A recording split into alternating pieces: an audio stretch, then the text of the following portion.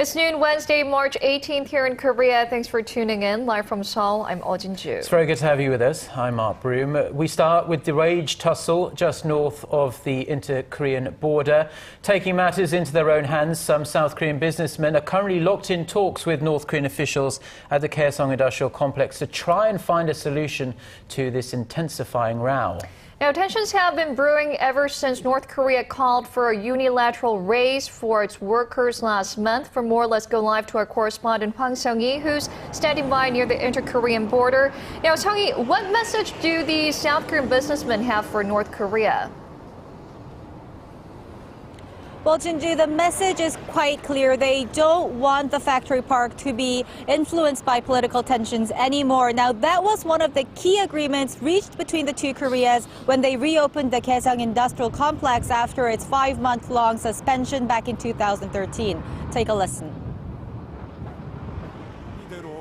We will explain to the North Korean officials on what kind of problems can arise from a unilateral revision of regulations in the overall management of the complex and ask for the park to be managed according to previous agreements.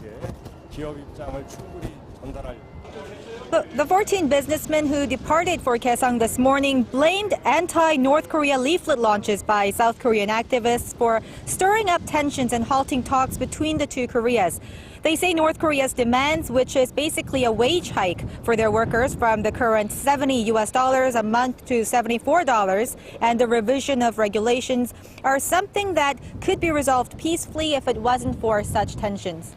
And Sung-hee, North Korea actually called for a meeting with South Korean firms yesterday, right?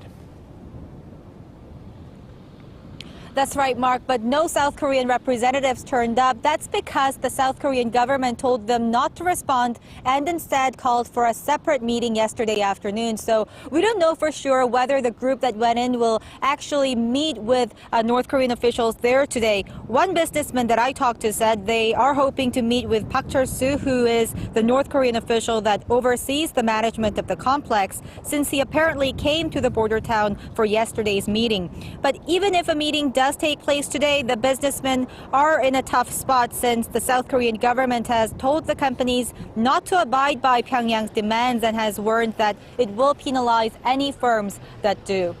So what are the South Korean businessmen saying about this? And there must be concerns that the situation could get out of hand fast.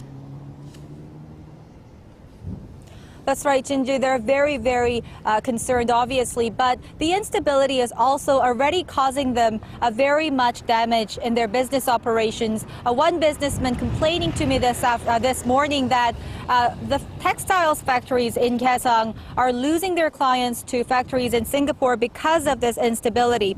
But still, they are hoping to ease tensions through dialogue because they believe a complete shutdown of the park is not in North Korea's interest. The complex has a symbolic significance as the last remaining link of economic cooperation between the two Koreas.